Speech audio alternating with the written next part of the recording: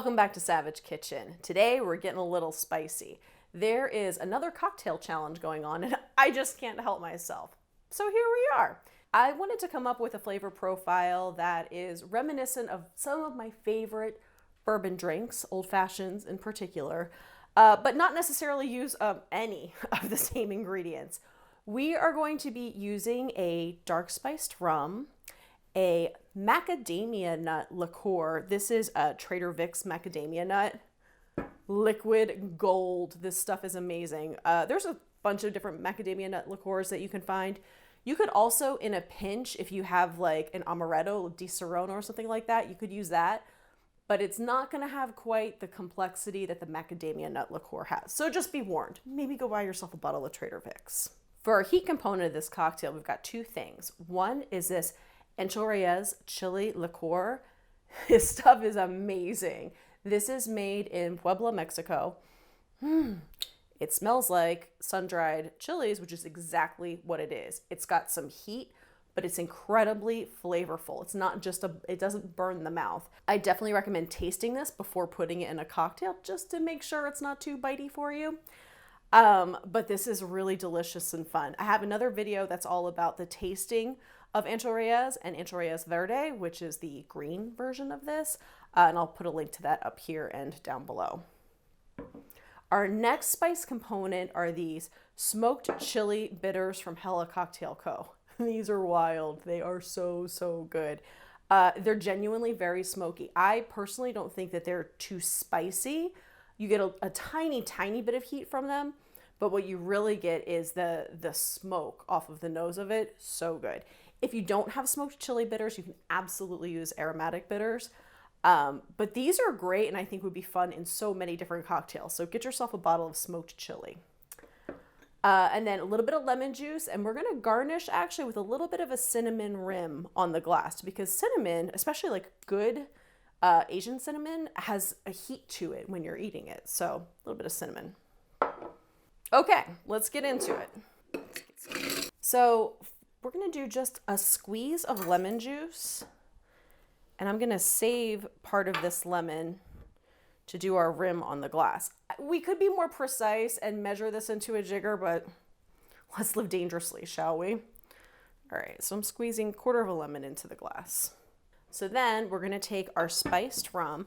I actually just got this rum. I don't know a lot about rums and was being super nerdy and researching, because that's what I do. And this particular rum, this Siesta Key spiced rum, got really, really high ratings in Wine Enthusiast. And to taste it, it has a lot of caramel notes in it and honey. It's sweeter than I thought it would be, which makes it absolutely perfect for this cocktail, because the sweet and the spicy really kind of balance each other out. So we're gonna take 2 ounces of this spiced rum, and then this macadamia nut liqueur, which, I got a bottle of this, I don't know, a couple months ago now, and actually for a friend, and then we tasted it, and I immediately went out and got a bottle for myself. This really is liquid gold. It's delicious. It's a strong flavor, so we are going to do only 1 ounce of this to our 2 ounces of rum.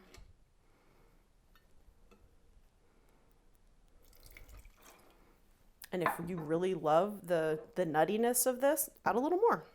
No judgment. And now for our Ancho Reyes. And again, I highly recommend tasting this first before using it in a cocktail. Not because it's so spicy. It's not gonna like set your mouth on fire, but it's got a little bit of a bite to it, and you're gonna feel it on the sides of your tongue when you drink this cocktail. So a little bit goes a long way. Remember, you can always add more, but I would start with 1/2 ounce of your Ancho Reyes. Okay, I might have poured a little heavy. It's gonna be fine. It's totally fine. And then we're gonna do 3 dashes of our smoked chili bitters.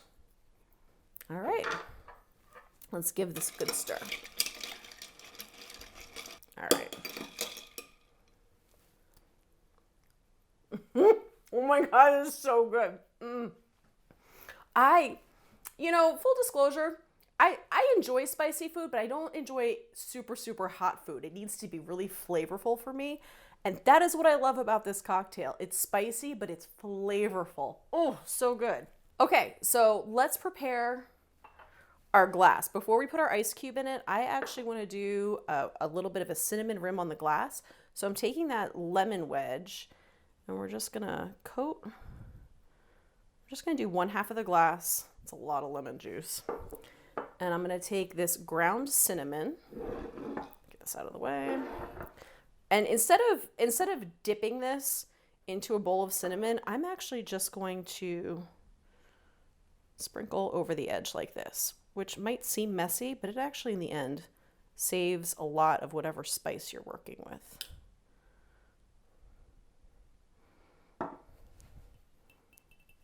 And we're just gonna tap off the extra. So now I think this needs a giant ice cube.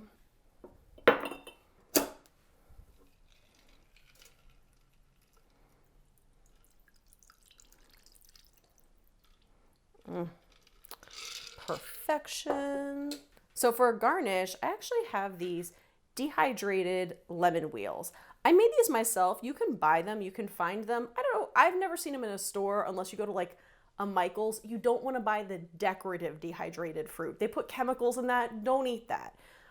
You can order edible ones online, but you can also make these yourself. It's super easy. Just slice up some citrus, put it on a baking rack in the oven on like 200 degrees for 6 hours or so, and dehydrated citrus.